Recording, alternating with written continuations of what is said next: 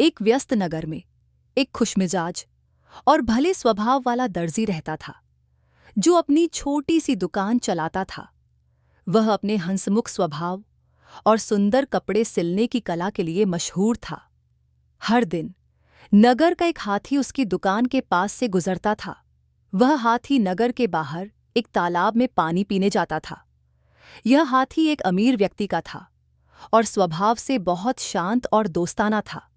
दर्जी और हाथी के बीच जल्दी ही एक दोस्ती हो गई। हर सुबह जब हाथी दुकान के पास से गुजरता तो वह थोड़ी देर रुकता। दर्जी उसे गर्मजोशी से नमस्कार करता और एक ताज़ा बन खिलाता।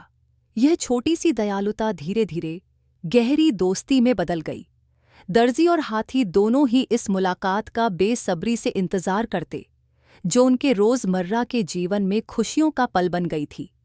एक दिन हालात बदल गए। दर्जी की एक कठिन ग्राहक के साथ बहस हो गई, जो अनुचित मांगे कर रहा था। इस झगड़े के कारण दर्जी गुस्से और चिड़चिड़े मूड में आ गया। जैसा कि हर दिन होता था, हाथी दुकान पर पहुंचा और अपनी सूंड खिड़की से अंदर बढ़ाई, यह सोचकर कि उसे उसका पसंदीदा बन मिलेगा। लेकिन इस बार गुस्से और चिढ़ में भरे दर्जी ने एक अप्रिय कदम उठाया। उसने हाथी की नाजुक सूंड को सुई से चुभा दिया। हाथी दर्द से पीछे हट गया। उसकी दयालु आंखों में दुख और निराशा झलक रही थी।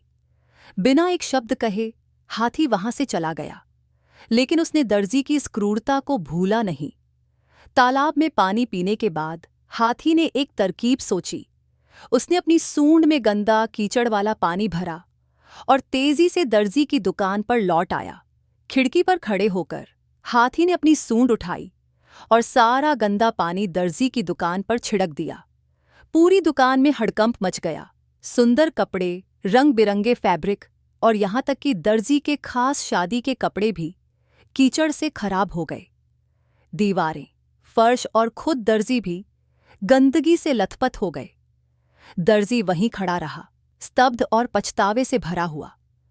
उसे एहसास हुआ कि उसके आवेगपूर्ण व्यवहार ने न केवल हाथी को दुख पहुंचाया, बल्कि उसकी अपनी मुसीबत भी बढ़ा दी।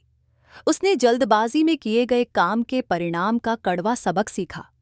उस दिन से दर्जी ने अपने व्यवहार को लेकर ज्यादा सतर्क रहना शुरू कर दिया। उसने हाथी और बाकी लोगों के साथ हमेशा दयालुता और समझदारी से पेश आना शुरू कर दिया। और हालांकि हाथी ने उसे माफ कर दिया, लेकिन दर्जी ने कभी भी अपनी गलती के परिणामों को नहीं भुलाया।